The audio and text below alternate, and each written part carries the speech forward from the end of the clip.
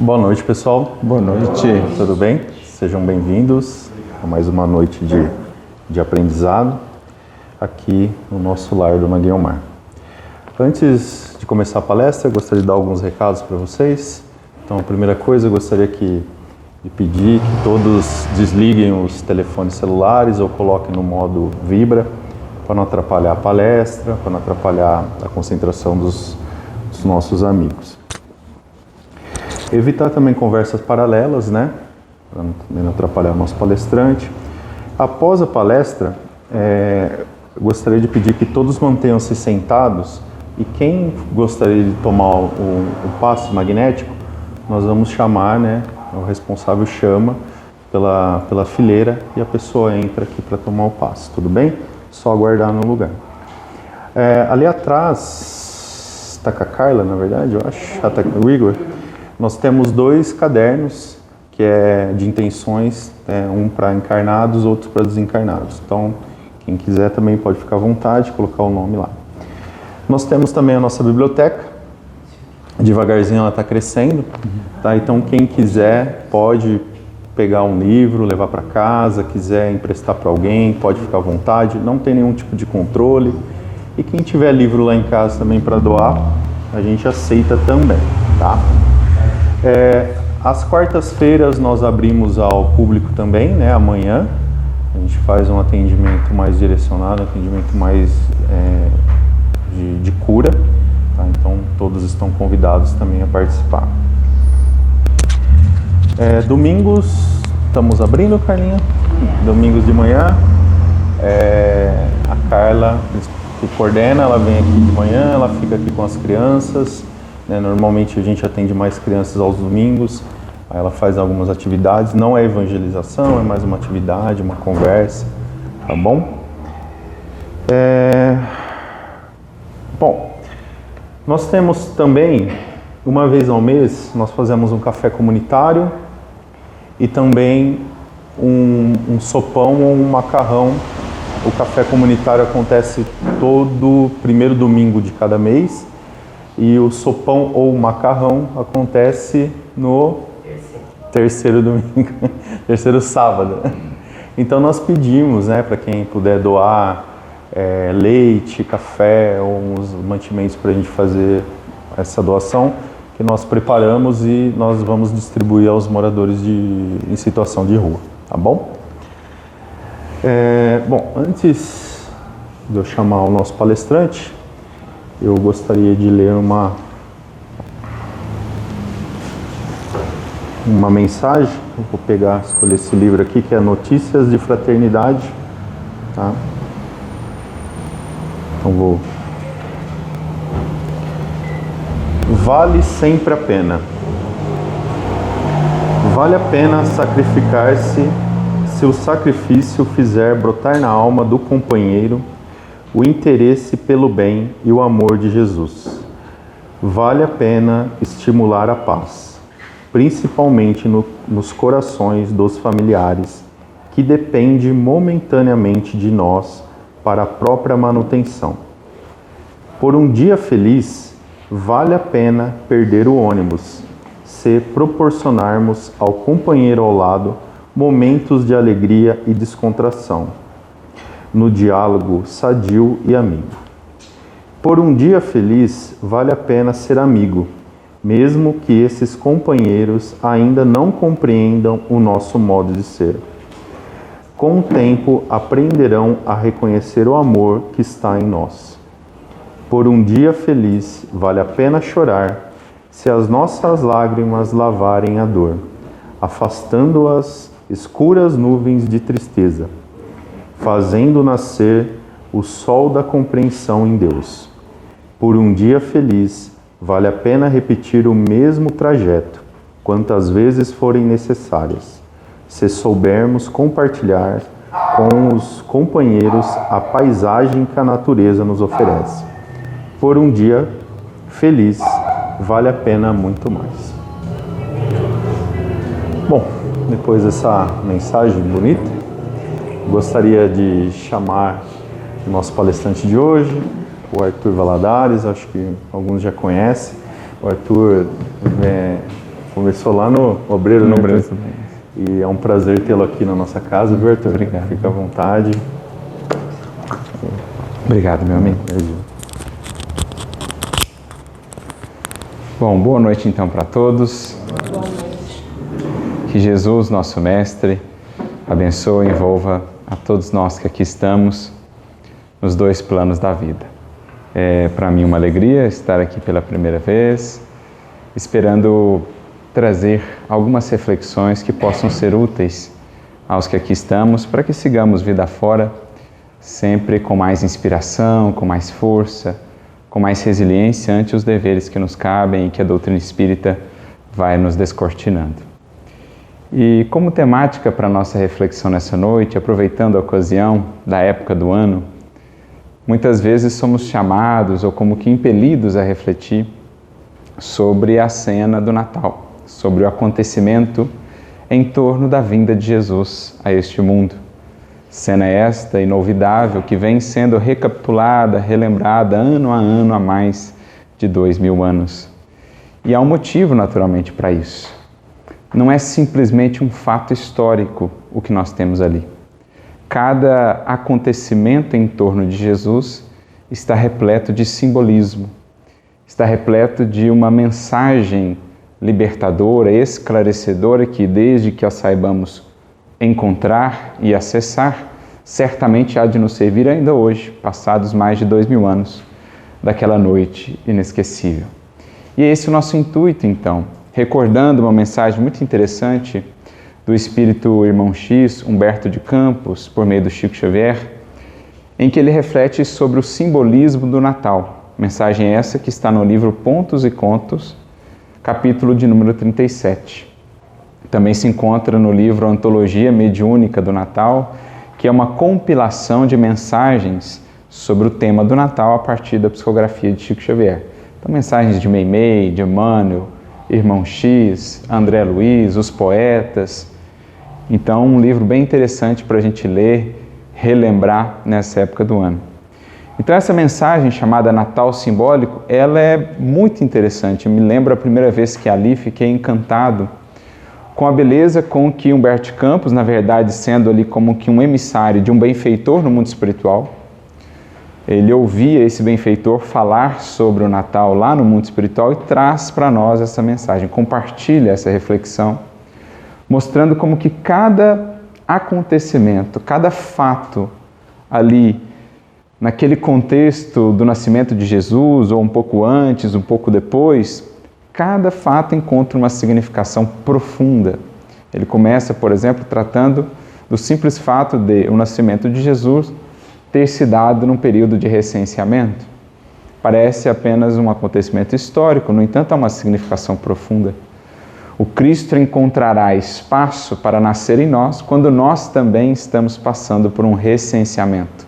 Isto é, questionando valores, metas, buscas, quando estamos fazendo um censo íntimo daquilo que realmente almejamos na vida, é aí que Jesus vai encontrando mais espaço para nascer dentro de nós. Então veja como que de algo aparentemente desconectado de nós outros, ou pelo menos apenas nos registros da história, de repente temos algo que faz um profundo sentido para a nossa vida hoje.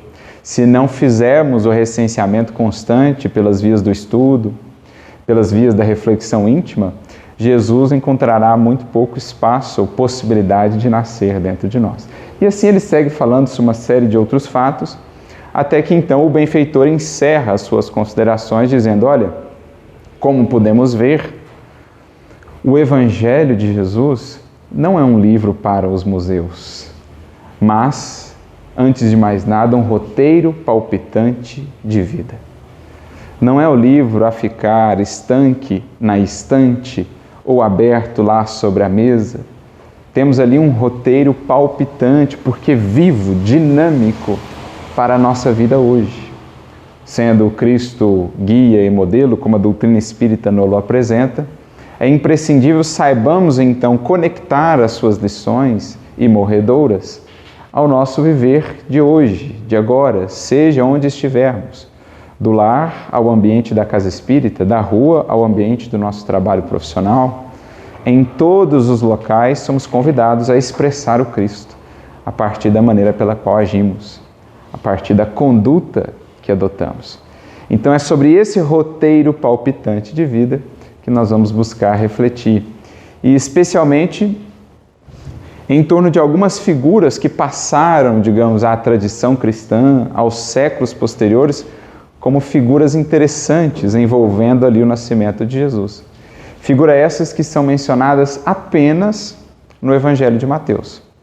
Temos o Evangelho de Lucas, que é conhecido como Evangelho da Natividade, pelos relatos mais detalhados que nos traz acerca do nascimento de Jesus.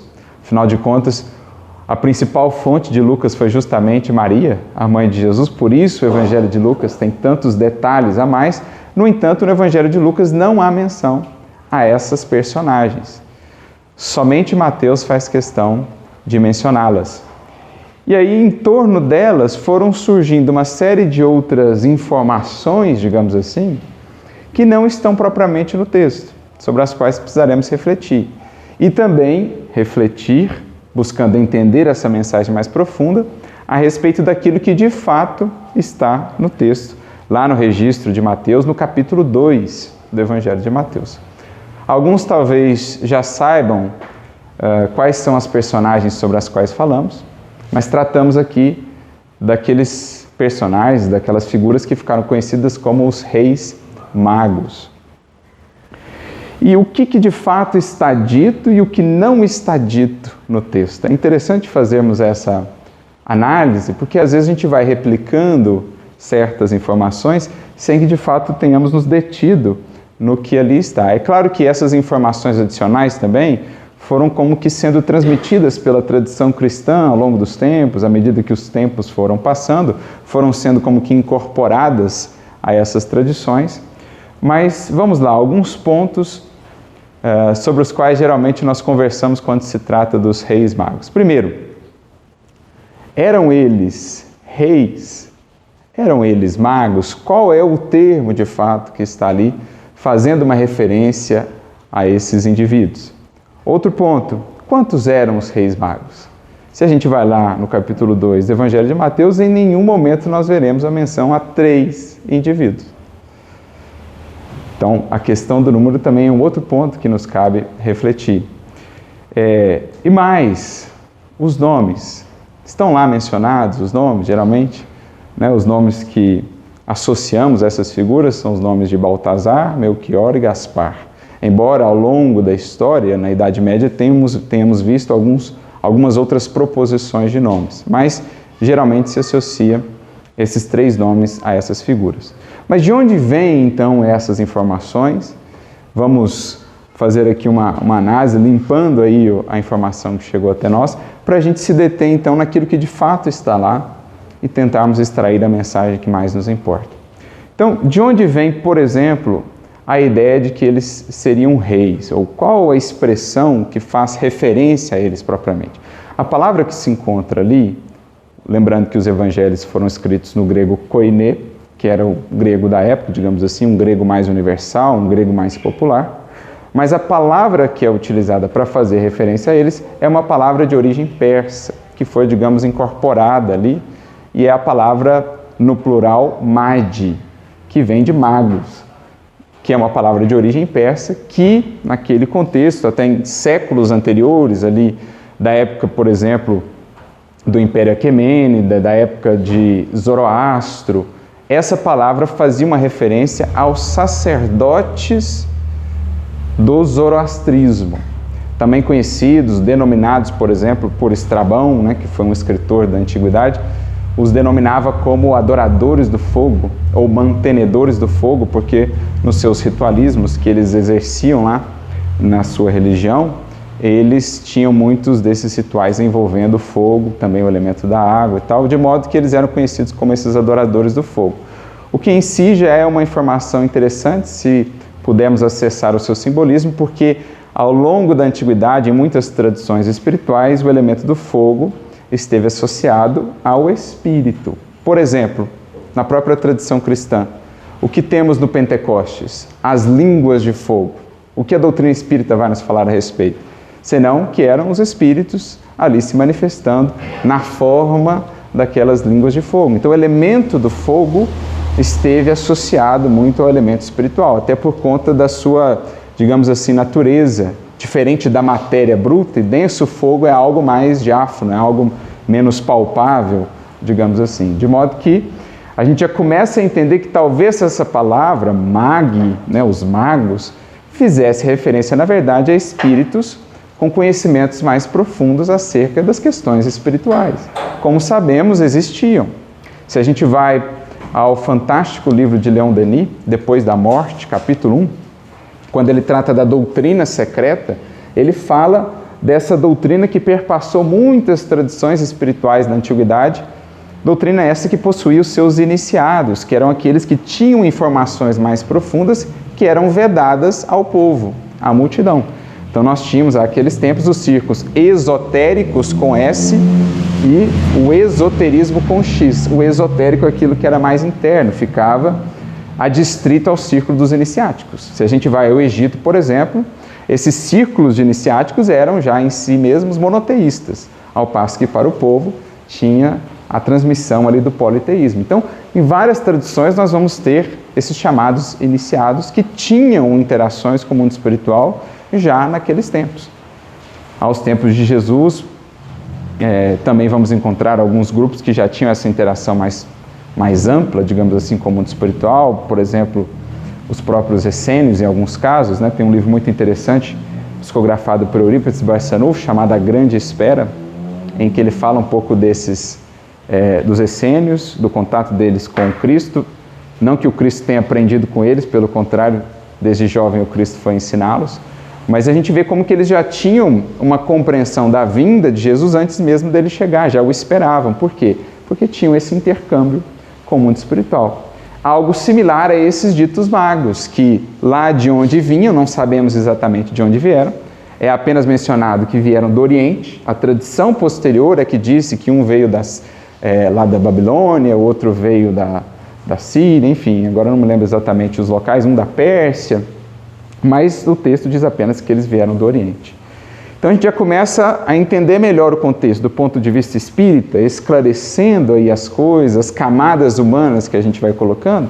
A gente poderia pensar então em espíritos encarnados, indivíduos com maiores conhecimentos espirituais que estavam informados da chegada do Mestre, daquele momento culminante para a história da humanidade. Assim como esse livro que eu mencionei de Eurípides, A Grande Espera, trata justamente disso, daqueles que esperavam já a chegada do Messias.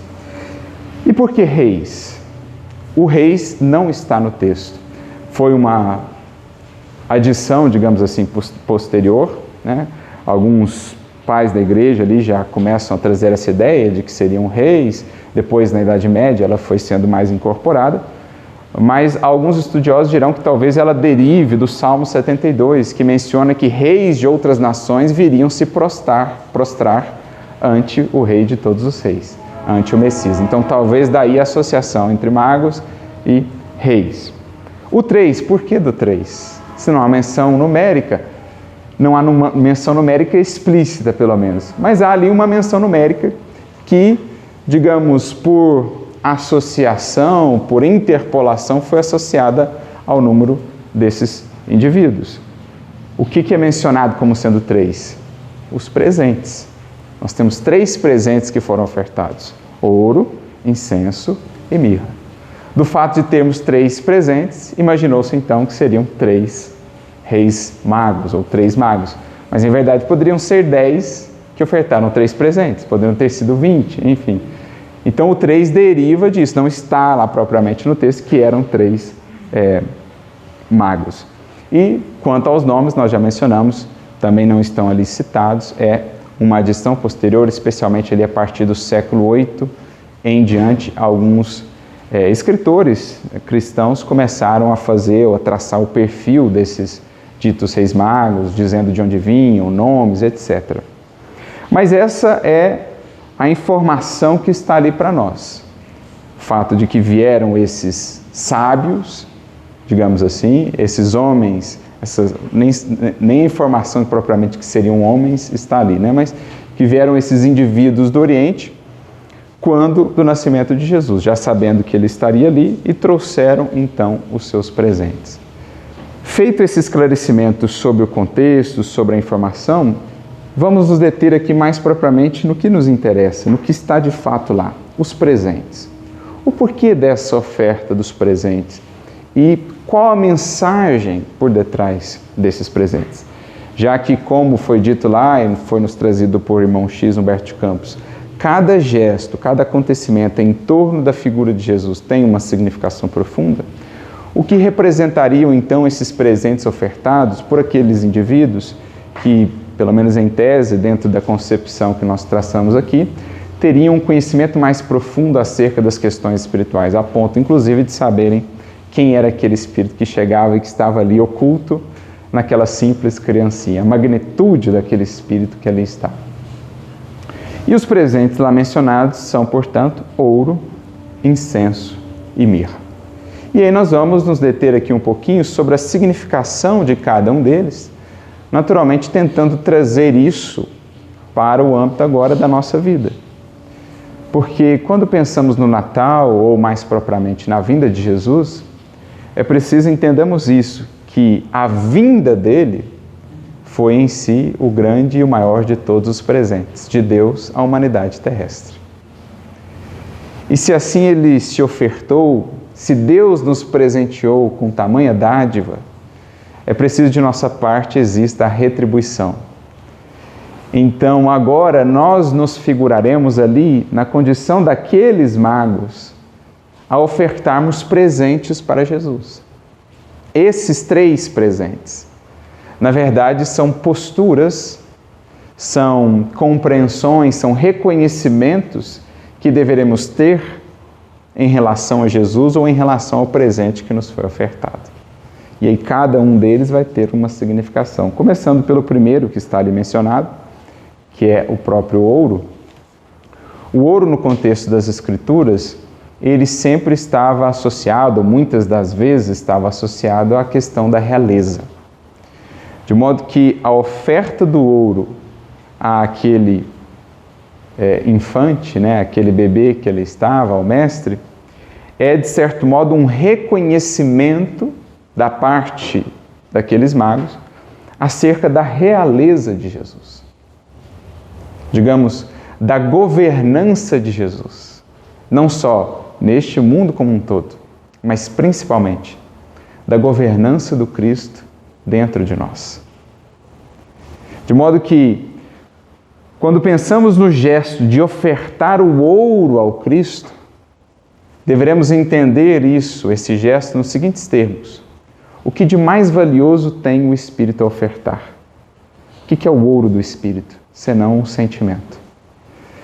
Ainda mais quando ofertamos um sentimento que agora se coloca a serviço desse Rei, que reconhece a governança do Cristo em nossa vida. De modo que a oferta do ouro representará da nossa parte o ofertar o nosso coração renovado e transformado, um coração, um sentimento agora disposto a tomar o Cristo como Senhor de cada uma de nossas deliberações, de cada um de nossos passos, de cada uma de nossas escolhas. Porque até aqui, quantas vezes quem governa aqui dentro, quem governa as nossas ações, ainda não são as nossas paixões, ainda não são os interesses mesquinhos, ainda não é o egoísmo, o orgulho, a vaidade. O grande esforço do Espírito em jornada de evolução é justamente alternar a governança do seu mundo íntimo. É entregando o seu mundo interior à governança de Deus, das leis divinas, que estão expressas no Cristo. Por isso que Jesus fala tanto no Evangelho de reino de Deus. O que ele quer dizer com o reino de Deus? Ele fala do Espírito em que Deus reina. Não o Espírito que serve mais a Mamon, que ainda serve a Mamon, que ainda serve às paixões, aos interesses, mas o Espírito que agora serve ao Criador, o que significa servir às leis divinas, expressas na consciência. Então, ofertar o ouro a Jesus é assumir para si esse compromisso de passar ou de deixar-se realmente conduzir por aquilo que Ele nos ensinou. Seja qual for a circunstância da vida, onde antes a paixão diria faça isso ou faça aquilo, o impulso, a precipitação, o egoísmo, a leviandade, é agora ouvir a voz do Mestre que nos convida a fazermos isso ou aquilo, conforme nos convém espiritualmente, entendendo que de fato é ser livre. Não é simplesmente fazer o que se quer. Ser livre é entregar-se à governança do Cristo. Eu posso julgar-me livre não perdoando, para logo depois perceber que sou escravo justamente da ausência do perdão. Agora, quando me entrego ao convite, ao imperativo consciencial do perdão que o Cristo vai trazendo para o meu mundo íntimo, aí então encontro a verdadeira liberdade. Então, esse é o espírito, digamos, a mensagem do primeiro presente. Ofertarmos o ouro do nosso sentimento, do nosso coração a Jesus. É passarmos de fato a moldar a nossa vida, cada ação nossa, cada escolha mais devidamente pensada, refletida, entregarmos tudo isso à governança de Jesus. Entendendo que, à luz do Evangelho, também entramos numa outra dinâmica de grandezas, num outro quadro de valores. Porque no mundo, geralmente, o poder será medido pelo nível, pelo montante de servos que se tem, de recursos monetários que se tem, de influência ou de poder. Ao passo que dentro da lógica do Evangelho se faz rei o que mais serve. Se faz realmente grande, poderoso, aquele que mais se abaixa, aquele que mais se apaga para engrandecer a outras vidas. Então, ofertar ouro a Jesus é reconhecer também que precisamos nos nortear por um outro quadro de valores, em que a grandeza não é mais medida pelas coroas do mundo, pelos títulos do mundo, pelas fortunas do mundo ou pelo prestígio no mundo, em que o poder agora é medido pela disposição ao serviço do Espírito, pela renúncia, pela abnegação, dentro desse novo quadro de valores que o Cristo implementou no mundo. Esse, portanto, o primeiro aspecto fundamental. Deixarmos-nos conduzir pela humildade, pelo perdão, pela indulgência, pelo amor, é então ofertar o ouro a Jesus em retribuição a tudo aquilo que Ele nos trouxe. O segundo presente diz respeito ao incenso. E o incenso era um elemento muito utilizado no contexto do templo, por exemplo, nas ofertas, nos atos ali envolvendo os sacerdotes lá no templo em Jerusalém. Também era um elemento utilizado para fazer o óleo que era utilizado na unção, de modo que era algo muito ligado às questões da adoração, até porque o próprio simbolismo do incenso, ele se eleva, uma vez queimado, ele sobe. Então, por isso que, por exemplo, todas as ofertas lá no templo em Jerusalém eram queimadas para que então aquilo que era essência pudesse subir como que em direção a Deus, em processo de elevação. Com o cristianismo, as ofertas materiais serão espiritualizadas, serão trazidas agora para o plano do Espírito, de modo que ofertar o incenso a Jesus é reconhecê-lo como esse que nos pode de fato conduzir à elevação, que é a meta para todos nós enquanto espíritos. É esse que faz entre nós e o Criador a intermediação que um dia há de nos levar até Ele, a uma relação própria e pessoal com o Criador. Em outras palavras, lembrando aqui uma das leis morais que o Espiritismo tão bem vai trabalhar em O Livro dos Espíritos. Aliás, a primeira delas, não por acaso, pela importância que essa lei moral tem, que é a lei de adoração. O que diz a lei de adoração? O que está por trás da lei de adoração? Podemos ir lá, questões 649 em diante do Livro dos Espíritos. Adorar a Deus é aproximar-se de Deus, é pensar em Deus, ou seja, cada vez mais criarmos uma comunhão com o Criador da vida. Estabelecemos um laço, um vínculo, uma relação, de modo que em nossa vida, em nossa caminhada, vida afora, possamos cada vez mais revelar o divino através da nossa ação. Quando o buscamos e comungamos com Ele, Ele se manifesta cada vez mais a partir da nossa atuação. A tal ponto que chegaremos um dia à condição de um Cristo, que pode, sem qualquer pretensão, dizer: eu e o Pai somos um, porque tudo o que faço, fiz conforme o que recebi dele. O que isso representa para nós, à luz da evolução? Um espírito que se alçou à perfeita integração com o pensamento divino. Tudo o que ele faz é reflexo do pensamento divino. Aliás, é bonito lembrarmos a frase de Jesus no diálogo, no contexto do diálogo com a mulher samaritana, que aliás é um diálogo que versa muito sobre a questão da adoração. Ele fala: olha, é chegado o tempo em que adorarão meu Pai em espírito e em verdade. Não nesse templo ou naquele outro, mas em qualquer lugar, porque em espírito e em verdade. E aí os discípulos foram à cidade comprar alimento, voltam, oferecem alimento para eles, e Jesus fala: não preciso, porque eu tenho um alimento que vocês ainda não conhecem. Mas a minha comida é fazer a obra de meu Pai, levá-la a cabo, dar-lhe cumprimento. Então, olha que maravilha entendermos isso. Um espírito puro, ele se nutre dessa comunhão com o Pai. Manifestando o Pai, realizando a sua obra, é que ele encontra o ápice da sua satisfação, digamos assim, da sua nutrição, da sua plenitude espiritual.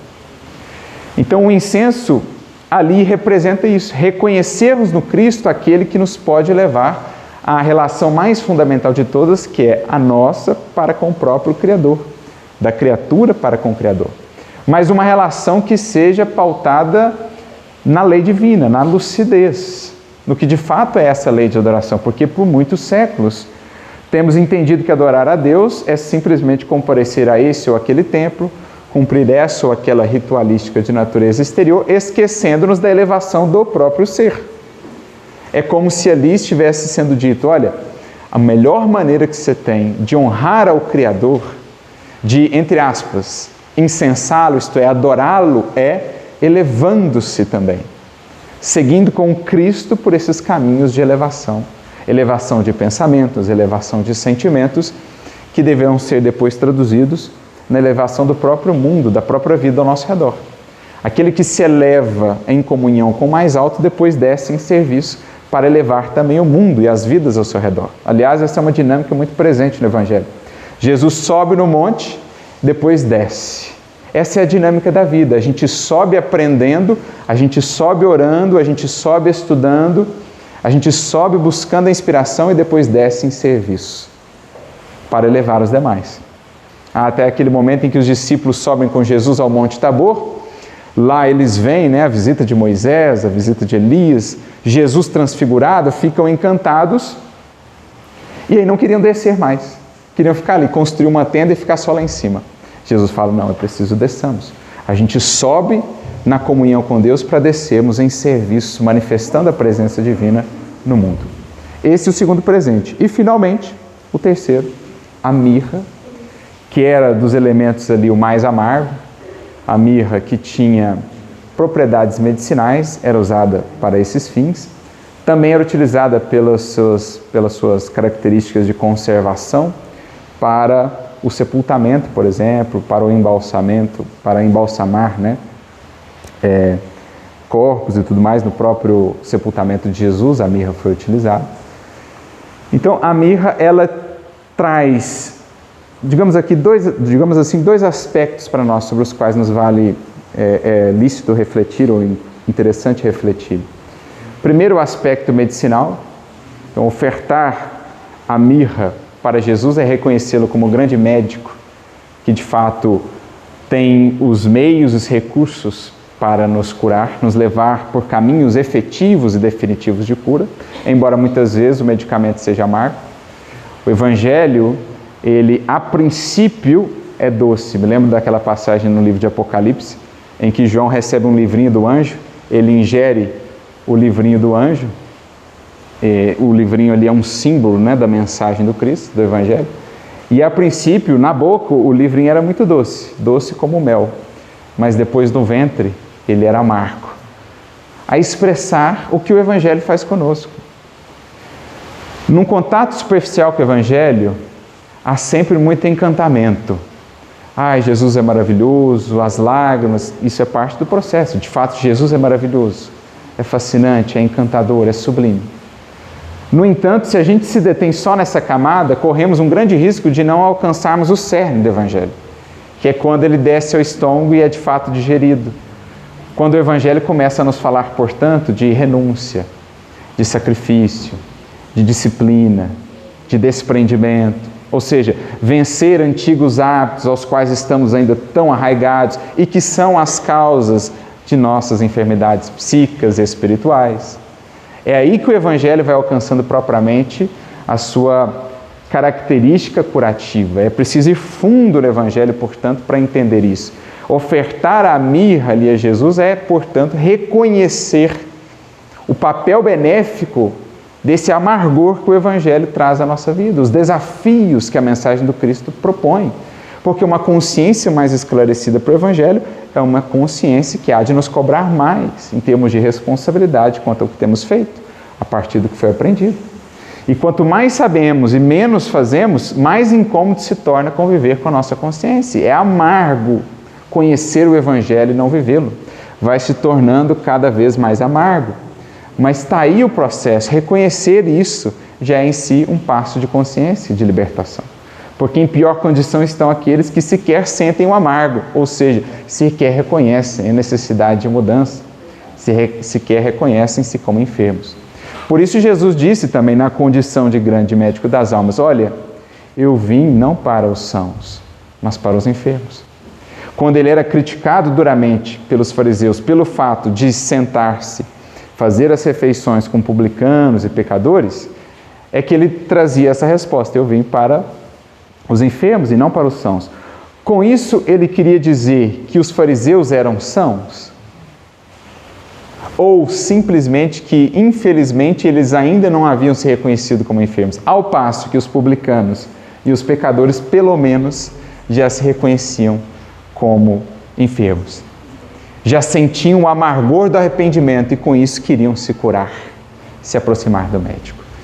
Então é isso que a mirra representa, o processo mais profundo de mergulho, de interação com o Evangelho, que será amargo, no entanto, libertador, curativo. Um processo que passa por vencermos vícios arraigados em nós, que é algo como que arrancarmos um pedaço de nós mesmos. Vencer hábitos infelizes é como que tirar algo que faz parte de nós, porque há séculos tem estado ali. Aí entra o elemento também associado à mirra, que é o elemento do sacrifício, da morte. A mirra era usada para envolver o que morria, de modo que no contato com o Evangelho algo em nós precisará morrer. Parcelas de nós precisarão morrer, para que vida nova possa se afirmar. Morte seguida de ressurreição. O ápice do Evangelho. A cruz do esforço árduo por vencer a si mesmo, na fidelidade ao dever, na disciplina de si mesmo, na indulgência, no perdão, mas cruz que abre caminho para a ressurreição, vida nova. O amargor do remédio que abre espaço para o bem-estar e a leveza da cura. Por isso a mirra comparece também como elemento essencial no reconhecimento do que o Cristo deve representar em nossa vida. Por isso, cada um desses três presentes representam, em verdade, dentro desse simbolismo que aqui tentamos apresentar, digamos, uma postura, um reconhecimento de nossa parte em relação ao presente e à oferta que nos foi dada, através do Evangelho ou da própria vinda de Jesus. Saber ofertar esses presentes, saber adotar essa postura, cultivar essa compreensão e esse entendimento acerca do que de fato é Jesus, do que de fato significa seguir, do que de fato representa Natal em nós, é justamente aprendermos então a ofertar esses presentes a Jesus. O ouro é entregando a nossa vida à sua governança. Ninguém pode servir a dois senhores, ou se serve a Mamon, ou se serve a Cristo. É ofertar, portanto, a Ele o ouro. O incenso, nessa busca por elevar pensamentos, sentimentos, estabelecendo uma comunhão, uma ligação mais estreita, tanto com a espiritualidade superior, bem como com o próprio Criador, que é justamente o que o Cristo intenta junto de nós, levar-nos a essa ligação, a essa comunhão com o Pai, e finalmente reconhecer o valor das experiências amargas, sobretudo dentro de nós, né? A luta que o Evangelho desperta e aquilo que precisará morrer, ceder espaço para o que há de nascer, o Cristo, a representar a nossa versão aprimorada, a versão melhor de nós mesmos, que deveremos estar sempre no intuito de construir a partir da luz recebida do seu Evangelho. Que exista, portanto, de nossa parte, essa disposição em dia a dia ofertar a Jesus esses 3 presentes, porque então será Natal todo dia, porque então sentiremos Ele cada vez mais presente em nós, o sentiremos junto de nós cada dia mais, dentro dessa dinâmica do Natal que precisamos estabelecer. Para encerrarmos, gostaríamos apenas de ler um pequeno poema que sintetiza então esse esforço do novo Natal que nos cabe buscar. Poema esse, no primeiro livro, ou um livro que traz uma compilação das primeiras mensagens recebidas pelo Chico Xavier, A Aurora de uma Vida entre o Céu e a Terra. No capítulo 47 temos a mensagem: Novo Natal, um espírito anônimo. Novo Natal na terra se anuncia, clarão de luz nas épocas futuras, quando a paz portadora da alegria reinar perenemente entre as criaturas. Quando o mundo, vibrando em harmonia, buscar o bem, a fonte das venturas, e acordando de amarga letargia, encaminhar-se lúcido às alturas.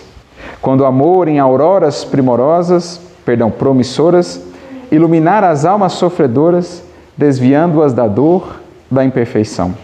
Veremos nós então, entre fulgores, o Natal de perenes esplendores, Cristo nascendo em cada coração.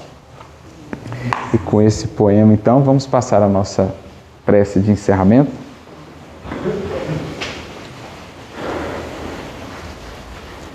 Elevando o nosso pensamento a Jesus, agradecendo pelas bênçãos incomensuráveis do seu amor junto às nossas vidas e aos nossos passos. Nesta época do ano, Mestre, em que se faz mais viva em nossa memória a lembrança de Tua chegada, os coros angélicos, a singeleza dos pastores, os magos a Te visitar, a simplicidade da estrebaria e da manjedoura. Diante de tudo isso, Senhor, da luz que vence os séculos e ainda hoje nos alcança, em plenitude de bênçãos e de amor, o que fazer senão apenas agradecer por tudo quanto temos recebido da Tua misericórdia, da Tua indulgência, da Tua caridade, da Tua benevolência para com todos nós. É certo que temos muito ainda a retificar, muito a vencer em nós mesmos, muito a transformar. Mas é certo também, Mestre, que algo já trazemos em nosso coração, o mais puro, no mais sincero anseio de podermos Te ofertar aquilo de que melhor já trazemos conosco. Recebe em Tuas mãos, Senhor, aos Teus pés, os nossos presentes singelos, as migalhas de amor, de boa vontade que depositamos em Tuas mãos. Que a Tua misericórdia as possa multiplicar a benefício do nosso coração, mas também das vidas ao nosso redor. Seja o nosso mundo íntimo essa manjedoura disposta a Te receber. Seja a nossa vida interior, a nossa vida de cada dia, esse palco, esse cenário, onde a Tua presença possa se afirmar cada vez mais bela, cada vez mais lúcida, cada vez mais luminosa. Ante as nossas dores e dificuldades, guarda-nos em paz, Senhor, junto ao Teu coração, inundando o nosso de esperança. E sejam quais forem as circunstâncias, que não nos falte jamais, inspirados em Ti e no Teu amor, a boa vontade e a coragem para seguir sempre adiante. Muito obrigado por tudo. Guarda-nos sempre junto a Ti. Que assim seja.